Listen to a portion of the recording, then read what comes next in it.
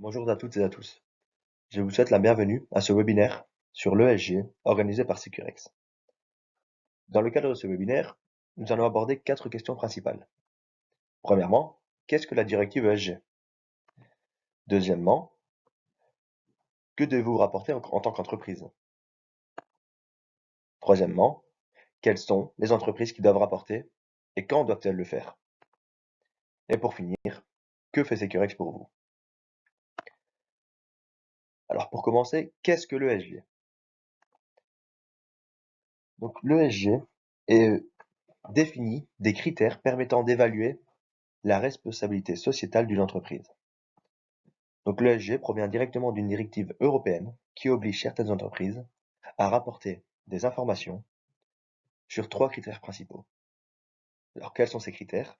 Premièrement, on a le critère environnemental qui touche à tout ce qui concerne l'environnement et le climat, donc par exemple les émissions de CO2, la pollution de l'air et de l'eau, etc., etc. Ensuite, le deuxième critère, c'est le critère social. Donc là, on est sur tout ce qui concerne les droits de l'homme et les conditions de travail.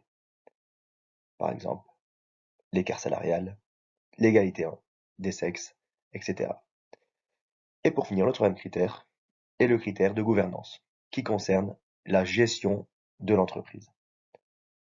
Et ici, on parle alors d'éthique de l'entreprise, de la composition du conseil d'administration, etc., etc. Deuxièmement, que devez-vous rapporter en tant qu'entreprise? L'entreprise doit rapporter sur les normes de durabilité. Pour ce faire, l'Europe a défini 12 normes de durabilité sur lesquelles l'entreprise doit rendre compte.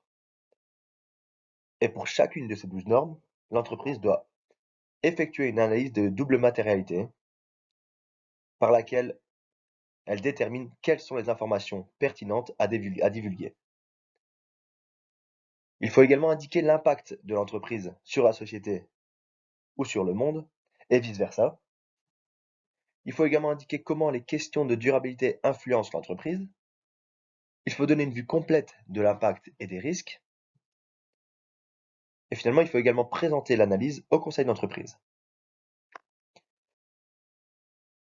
La troisième question, quelles sont les entreprises qui doivent rapporter et quand doivent-elles rapporter? Dans un premier temps, ce sont les grandes entreprises qui doivent rapporter. Alors pour être considéré comme grande entreprise, il faut dépasser au moins 2 des 3 critères suivants.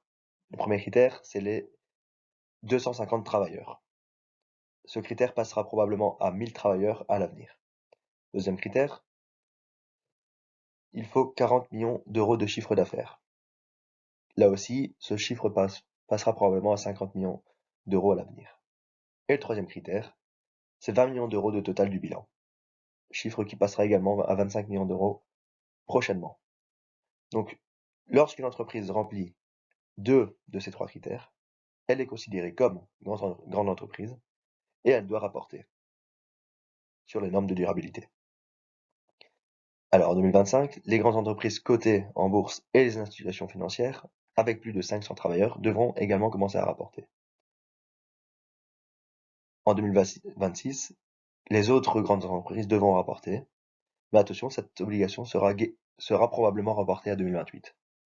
Pour 2027, ce seront les petites moyennes entreprises cotées en bourse, les petites institutions de crédit complexes et les captifs d'assurance ou de réassurance qui devront également rapporter sur les normes de durabilité, mais à nouveau, cette obligation sera probablement reportée à 2028. Et pour 2029, certaines succursales et filiales de sociétés non européennes devront rapporter. Quid pour les autres entreprises? Alors, pour les autres entreprises, il n'existe aucune obligation légale de rapporter sur les normes de durabilité. Néanmoins, les clients et d'autres parties prenantes peuvent éventuellement le demander.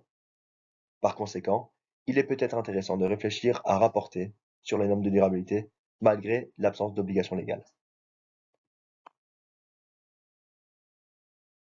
Pour finir, que fait Securex pour vous? Chez Securex, nous vous aidons à mettre en place une politique du personnel conforme aux normes ESG.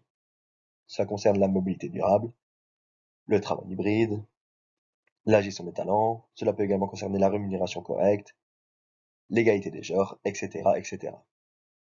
Avec nos solutions ESG, nous vous proposons un accompagnement qui est complet, qui est sur mesure, qui est adapté aux besoins en tant qu'employeur, mais également adapté aux besoins de vos travailleurs. Si vous voulez en savoir plus, n'hésitez pas à nous contacter via le lien qui se trouve sur ce slide. Je vous remercie pour votre attention et vous donne rendez-vous lors de notre prochain webinaire. Au revoir.